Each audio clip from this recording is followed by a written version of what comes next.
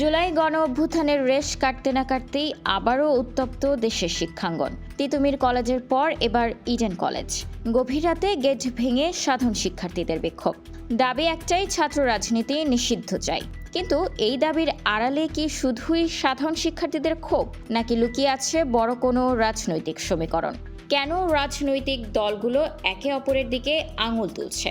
ছাত্র দলের দাবি, এই আন্দোলনের নেপথ্যে রয়েছে ছাত্র শিবির ও ছাত্রী সংস্থার সূক্ষ্ম পরিকল্পনা। তাদের মতে, সরাসরি সুবিধা করতে না পেরে সাধারণ শিক্ষার্থীর ব্যানারে গুপ্ত রাজনীতি করছে শিবির। তিতুমির কলেজের উদাহরণ টেনে তারা বলছেন, সাধারণের ভিড়ে মিশে থাকা নেতারাই পরে শিবিরের পরিচয় দিচ্ছে। প্রশ্ন উঠছে, যেই শিক্ষার্থীরা জুলাইয়ে বুক চিতিয়ে লড়াই করেছিল, তারা কেন এখন মাস্ক বা নেকাব পরে নিজেদের আড়াল করতে চাইছে? এটা কি নিরাপত্তাহীনতা, নাকি পরিচয় লুকানোর কৌশল?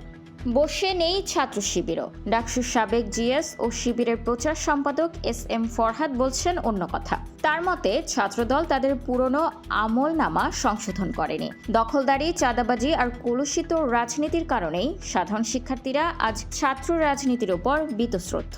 শিক্ষার্থীরা যখন দেখছে আওয়ামী লীগের পতনের পর কেবল মুখ বদলেছে কিন্তু পদ্ধতি বদলায়নি, তখনই তারা সোচ্চার হচ্ছে রাজনীতিমুক্ত ক্যাম্পাসের দাবিতে। বিষয়টি নিয়ে ভিন্ন এক দৃষ্টিকোণ তুলে ধরেছেন রাশেদ খান। তিনি প্রশ্ন তুলেছেন, আন্দোলন কি কেবল রাজনীতি বন্ধের জন্যই হবে? ক্যাম্পাসের সামনে যে অপসংস্কৃতি আর নোংরা পরিবেশ গড়ে উঠছে, তা বন্ধে কেন সোচ্চার নন শিক্ষার্থীরা?